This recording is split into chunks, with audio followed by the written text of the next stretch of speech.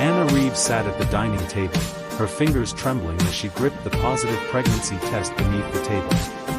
The elegant dinner she'd prepared, Daniel's favorite rosemary chicken, roasted vegetables, a bottle of expensive wine he'd been saving, felt suddenly absurd. She'd been rehearsing this moment for 3 days, ever since the double pink lines appeared. For years of marriage to Daniel, Hartley had taught her to anticipate his moods, to navigate his coldness with careful precision. But this news felt different. A baby could change everything. Maybe it would soften him, remind him of the man he'd been when they first met, ambitious, yes, but also warm, attentive, capable of laughter. "This is excellent," Daniel said, cutting into his chicken without looking up from his phone. At 32, he'd become a rising star at Hartley and Brooks Investment Banking, working 80-hour weeks and treating their home like a hotel where he occasionally slept. "Daniel," Anna said softly.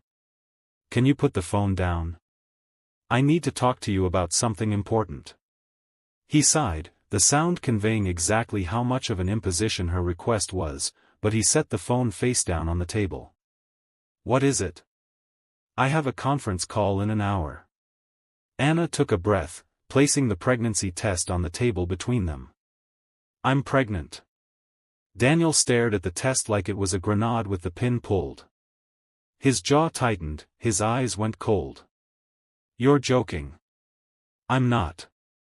I'm about 6 weeks along. I wanted to wait until I was sure before telling you." "How did this happen?" His voice was sharp, accusatory. "You're on birth control. Birth control isn't 100% effective. You know that." Daniel stood abruptly, his chair scraping against the hardwood floor. He paced to the window, his back to her, his shoulders rigid with tension. When he turned around, his expression was flat and resolved. "Get rid of it." Anna felt the words like a physical blow. "What?" "You heard me. Schedule an appointment at a clinic. I'll pay for it, obviously. But this needs to be handled quickly." "Daniel, this is our baby." "It's not a baby," he interrupted, his voice rising. "It's a clump of cells that will ruin everything we've built. Do you understand what I'm up against at work right now? I'm being considered for senior partner. That means travel, long hours, complete dedication. I can't be distracted by a screaming infant and sleepless nights." "We've built?" Anna repeated, her voice breaking. "I haven't seen you in days sometimes. You barely speak to me. When was the last time we had a real conversation?" "That's beside the point. I told you when we got married that I didn't want children. You agreed." "I said I was open to waiting," Anna corrected. "I never said never." Daniel crossed his arms, his posture defensive. "Well, I'm saying never. And since this pregnancy was clearly an accident, the solution is obvious. You have an appointment by the end of the week, or I file for divorce." The ultimatum hung in the air between them, cold and final. Anna felt tears sting her eyes, but refused to let them fall. She'd learned that crying only made Daniel more impatient, more dismissive.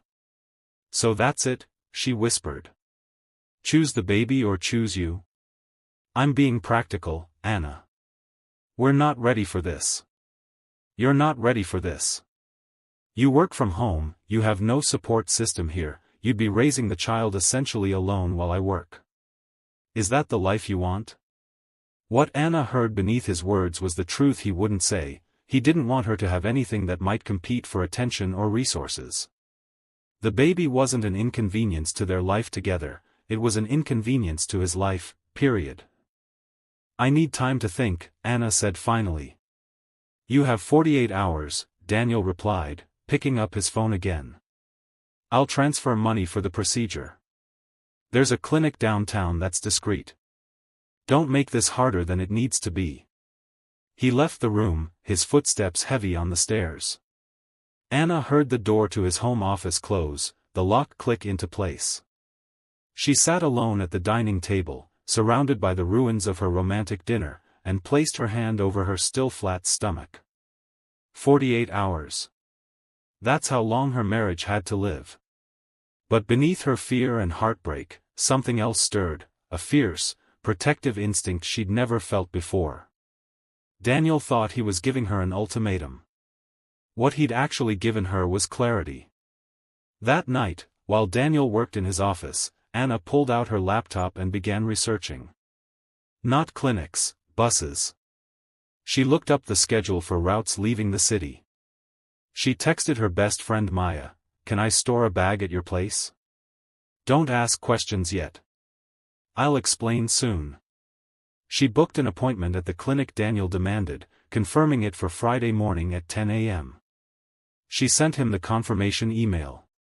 Then she packed a small suitcase with essentials, clothes, toiletries, her laptop, chargers, her grandmother's jewelry, and every document she'd need: birth certificate, social security card, passport.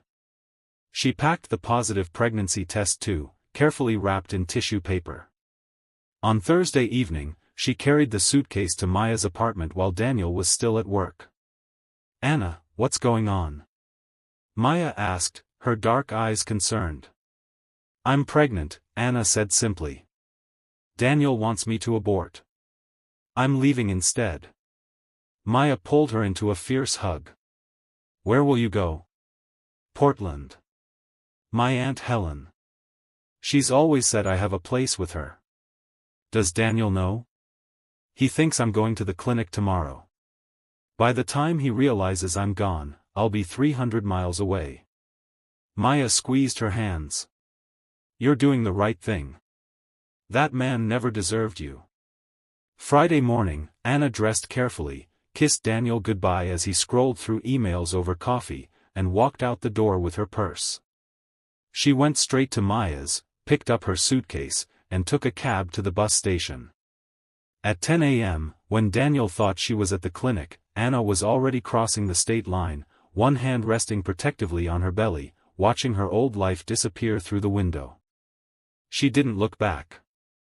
The bus rolled through endless highway, and Anna watched the landscape change from urban sprawl to rolling hills to dense forest. Each mile felt like shedding a layer of skin she'd worn too long. She touched her belly periodically, whispering promises.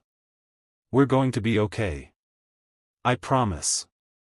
Aunt Helen lived in a quiet neighborhood in Portland, in a craftsman house with a separate guest cottage in the back. When Anna appeared on her doorstep with a suitcase and tear-stained cheeks, Helen asked only one question: "Are you safe?"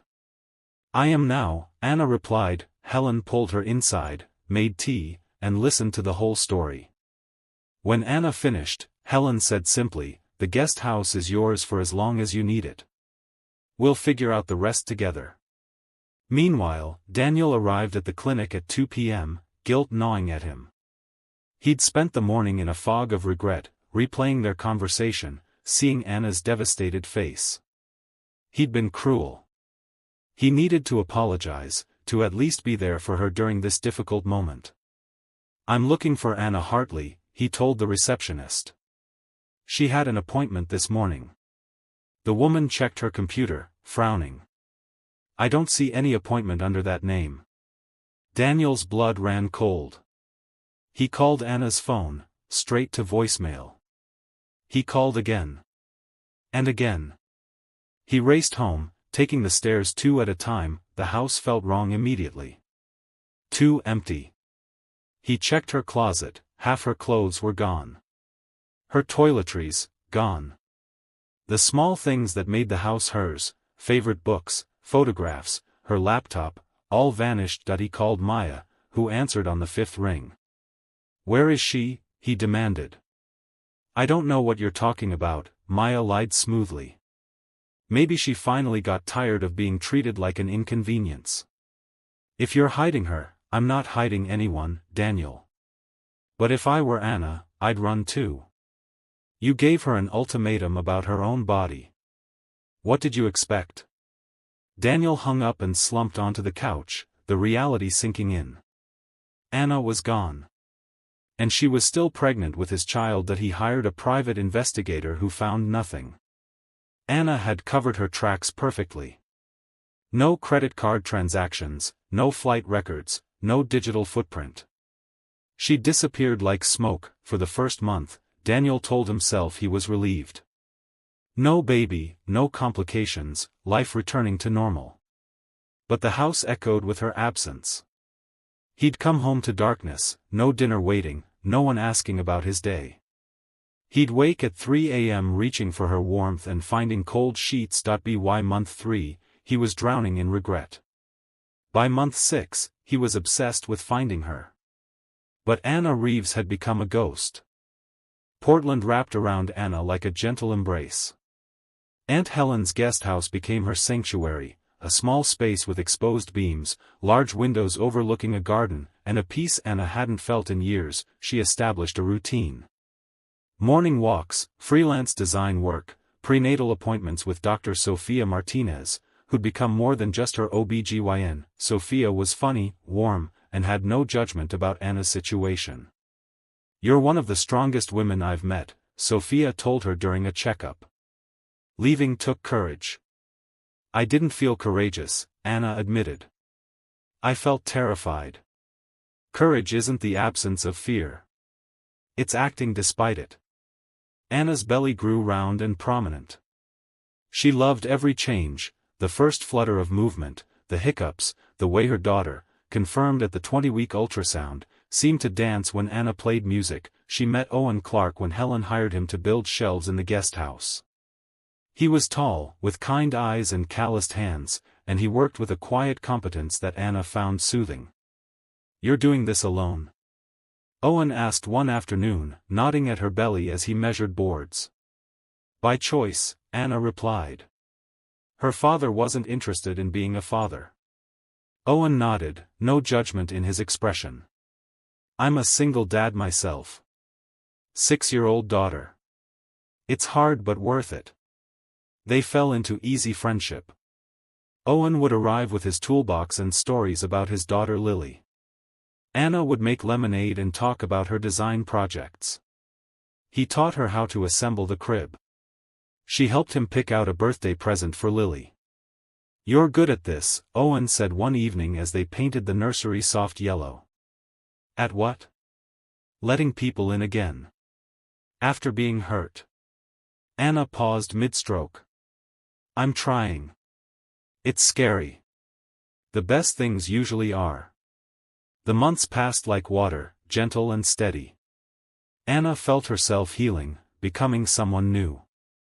Not the woman who'd shrunk herself for Daniel, but someone stronger, clearer, more whole. At 38 weeks, Anna waddled through Portland's downtown with Helen, gathering last-minute supplies. Her due date was 2 weeks away, and nesting instinct had kicked into overdrive. "One more stop," Helen said, pointing to a baby boutique. Anna smiled, following her aunt through the door. She was examining tiny socks when she backed up and collided with someone entering behind her. "Sorry, She turned and froze. Daniel stood there, his eyes wide with shock, traveling immediately to her unmistakable belly. Time stopped. The 8 months of separation collapsed into a single moment of mutual recognition and devastating realization. Anna's daughter kicked hard, as if sensing the tension. And Anna's carefully rebuilt world tilted dangerously on its axis. Daniel couldn't breathe. The woman before him was Anna, but also not Anna. She was radiant, healthy, confident. And unmistakably, enormously pregnant. "You didn't," he whispered, his voice raw. "You never went to the clinic." "No," Anna said calmly, though her heart hammered. "I didn't." "You've been pregnant this whole time? Carrying my child and hiding from me?" "Carrying my child," Anna corrected. "You made your position clear. You didn't want her." "Her?" Daniel's voice cracked. Helen appeared at Anna's side, protective. "Anna, are you all right?" "I'm fine, Aunt Helen." Anna kept her eyes on Daniel. "We should go." "Wait." Daniel grabbed her arm, then immediately released it when she flinched. "We need to talk. I have rights. That's my baby. You gave up those rights when you gave me an ultimatum. A man's voice cut through the tension. Anna? Owen approached with shopping bags, his eyes moving between them, reading the situation instantly. Everything okay? Daniel's expression hardened seeing Owen, seeing the familiarity between them. And who is this? Your new boyfriend? Already replaced me? Owen is my friend, Anna said firmly. And none of your business. Everything about that baby is my business, Daniel shot back. I want a paternity test. I want visitation rights. You can't just disappear with my child. Watch me, Anna replied, then softened slightly. If you want a paternity test, fine. But understand this, Daniel, I don't want your money. I don't want you in my life. I'm raising her with people who actually love her unconditionally. I never said I wouldn't love. You told me to abort her. You called her a clump of cells that would ruin your career. Those aren't words a father speaks. Daniel's face crumpled. I was wrong. I was scared and stupid and wrong. Please, Anna. Let me be part of this. Owen stepped closer to Anna, not touching but present. Anna, we should go. You don't need this stress right now. Anna nodded. She pulled out a business card, handed it to Daniel. That's my lawyer. Contact her about the paternity test. But Daniel? I meant what I said. You don't get to walk back into our lives just because you changed your mind. You destroyed us.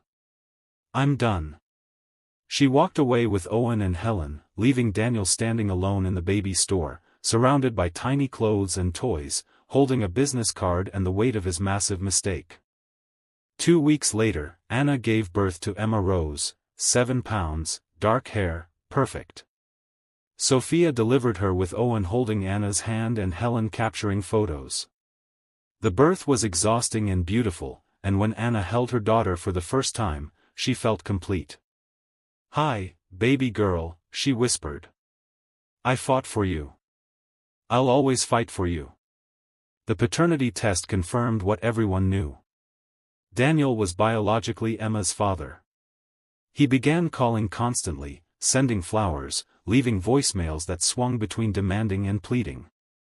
Finally, Anna agreed to meet him at a park, Emma sleeping in her stroller, 6 weeks old. Daniel looked terrible, unshaven, rumpled, desperate. Thank you for seeing me. I'm doing this once, Anna said. So listen carefully.